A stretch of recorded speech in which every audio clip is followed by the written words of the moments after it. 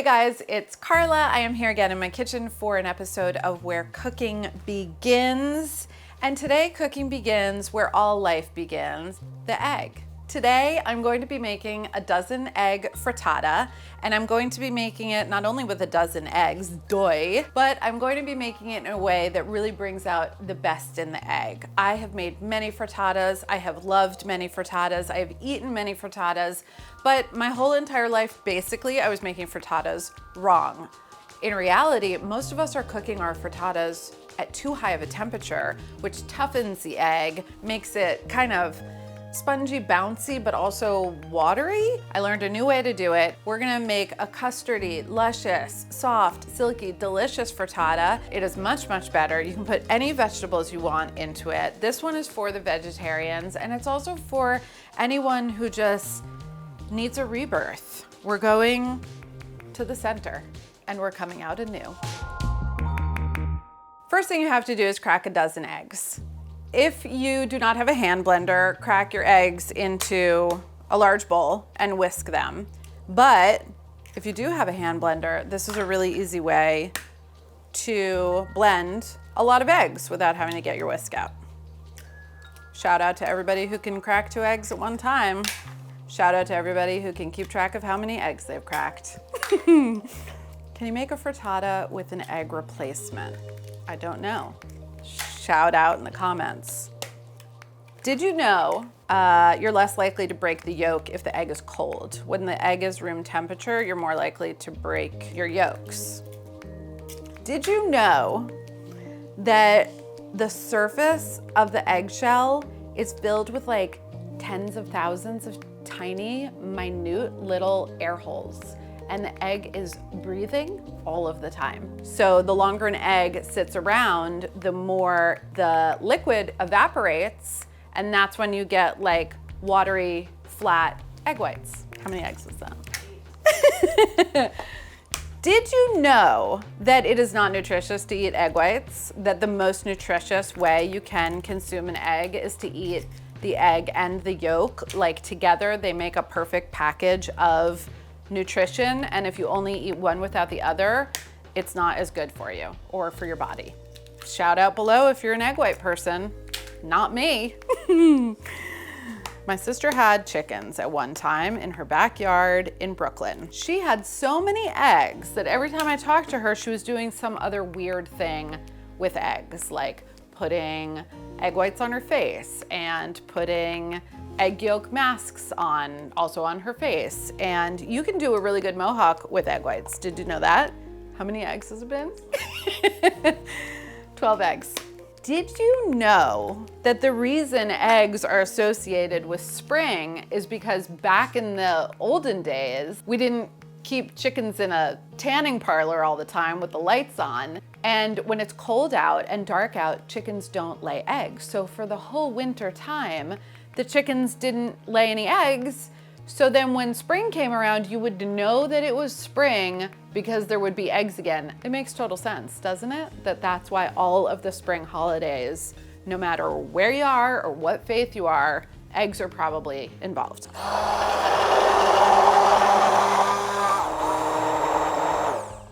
That's right, folks, I'm out in the world reporting for a key moment. What you're looking at right here is a bunch of eggs that were blended to perfection. They are emulsified. There's no weird bits of egg white going around town over here. Let's take a closer look. See that, folks? You see the way it drains without any egg white doing a weird strandy, striggly thing? That's what you want to see. And that, my friends, is how you know your eggs are ready to cook. Regardless of what method you use to get your eggs blended, it's a good idea to do that first because any aeration that you work into the egg while they're getting blended, you're just gonna give everything a minute to settle down. I don't want a lot of air bubbles in the frittata. So now that the eggs are RTG, I'm gonna set them over by the stove. This version is actually a variation from the version in Where Cooking Begins, but if you know anything about me, you will know I'm all about a spin it. I'm all about a swap. I'm all about altering. I'm all about going with your gut and going there with gusto. And instead of using a pound of butternut squash, I'm using a pound approximately of potato. You could substitute with any kind of sturdy, rootish kind of a vegetable that you like. You could use a turnip. You could use a parsnip. It's not very springy, but you could use it. You could use little baby carrots, very springy. I want to do them thin enough so that they cook through quickly. All of these vegetables have to be tender before they get mixed with the egg and go into the oven, because this is a low heat method, so they're not gonna really cook through very much more. The egg is, but the veg isn't. There are a lot of spring holidays coming up, a lot of reawakenings, a lot of returning, a lot of rebirthing happening out there. There's also like Mother's Day and stuff on the horizon. I'm just saying there's a lot of opportunities for like Sunday brunching in your future, and this is a great dish for that. This recipe calls for half an onion, but this is such a little onion, I'm gonna use the whole thing. Also in spring, all kinds of little onions come about. There's like the cipollini onions and spring onions and spring garlic, baby leeks, or just small leeks. So you could use any of those like nice allium flavored things. Next up, I have some beautiful little broccolini. Any kind of young, springy, happy spring veg you want to use is great. The original recipe called for kale, and these are so cute. They even have little broccolini flowers. That's so springy. Do you see a little flower? I want about, once they're sliced, about 2 cups worth. Just gonna take off the bottoms. So these are gonna be thin enough to cook quickly, but I want their nice little crisp, tender texture. Asparagus would be obviously an obvious choice. God, eggs and asparagus, what's that all about, guys? Okay, gorgeous and beautiful. I'll eat you later. Whether you're doing a green and leafy or something sturdy like a broccoli or an asparagus, that can be seasoned with a little bit of garlic. So I have all of the veg that's going into the frittata. My eggs are ready, so frittata party. I am choosing to cook my frittata in a nonstick skillet. The oven temperature is going to be pretty low, so some concerns that people have about nonstick skillets is that you don't want to put them in a high heat oven. That's not a concern here. You could definitely also use a really well seasoned cast iron pan, and this is over medium heat. I can feel the warmth. Add the potatoes. Spring for me is so important. I'm really affected by the seasonal affective darkness. It's not a fun time of year for me. I'm a summer baby. I want warm weather. Spring for me is, I'm not jealous anymore of everybody in California who has all the citrus. And you can go out to the market and get things that haven't been held in cold storage for 6 months. Yeah, and just the end of death and darkness. That's what I'm looking forward to. So my potatoes are seasoned with salt, pepper, and a big pinch of chili flakes. Okay, I'm very happy with my potato progress. They took on a really pretty golden color from the chili flakes. And when I take my cake tester, not just for cakes, there's just the slightest bit of resistance, but it goes through in a really nice tender way. And we could even taste one.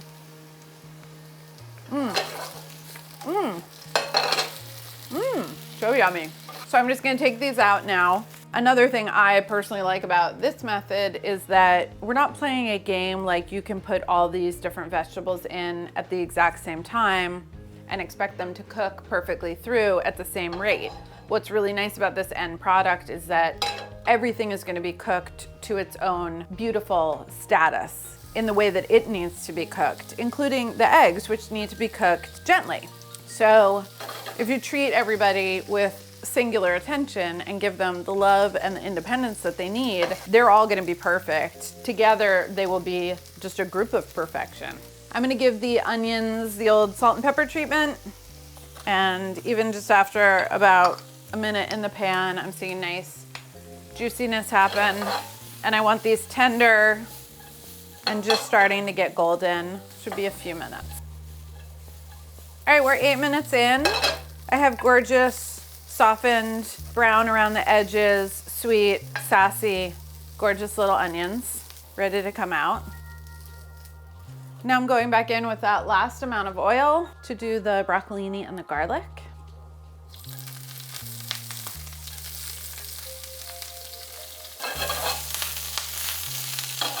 Snapping, crackling, and popping.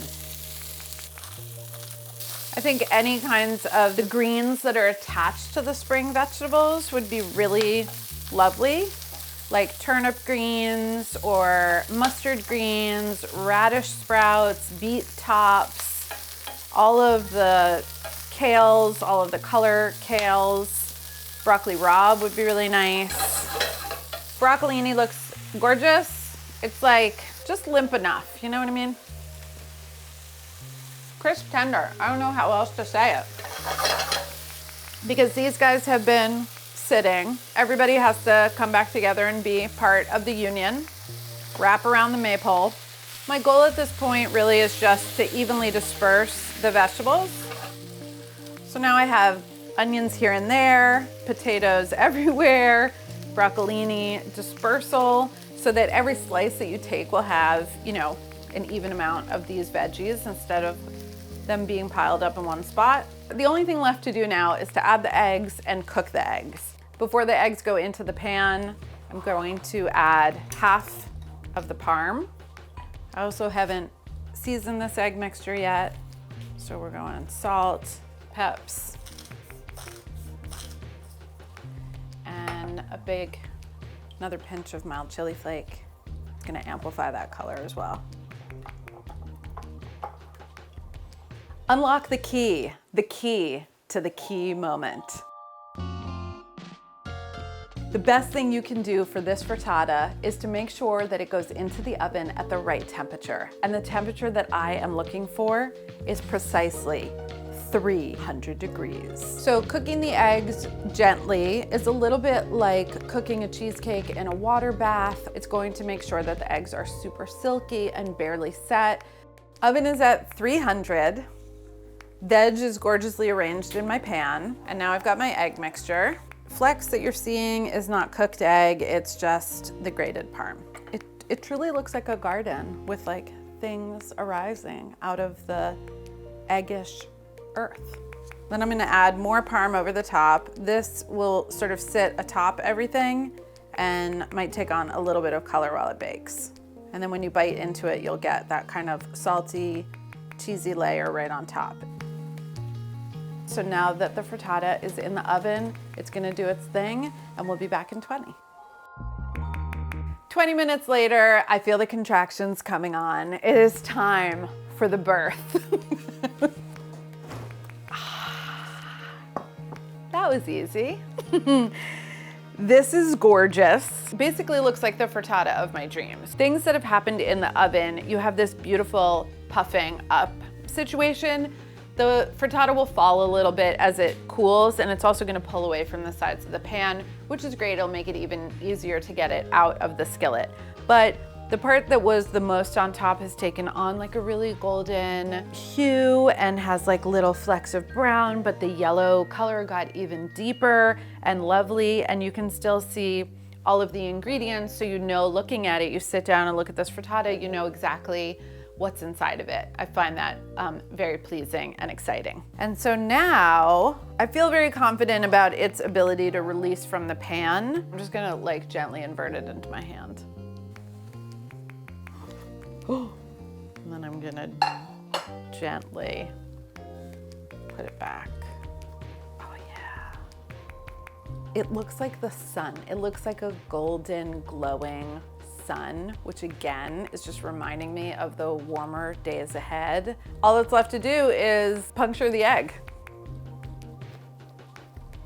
Tiny little bubbles, just set custard, which is essentially what that egg mixture was.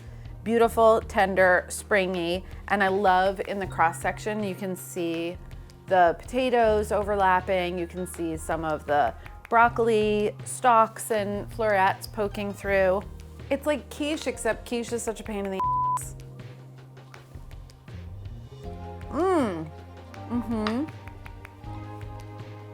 It has such distinct layers, and everything was seasoned independently, so you don't taste like a mishmash. You like taste the potato as you go through the potato. I taste that little bit of chili flake that's in the egg and in the potato. I get that brightness and that green vegetal flavor from the broccolini, and then there's the sweetness of the onion and the garlic is just coursing through. It's just a great thing. It's a great frittata. And you know what else is great?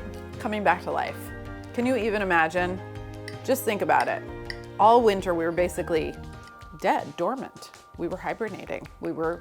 Life had coursed out of us and now life is coursing back in. So take a moment, just reconnect with your earthly self at this time and be thankful that there's rhythms and that the rhythm we're in now is the good one and the one we were in before was the shit. This frittata has given me life. I hope the same for you, my fellow earthly beings, my fellow baby chicks, my fellow tiny little sprouts. Just spring out, spring forward.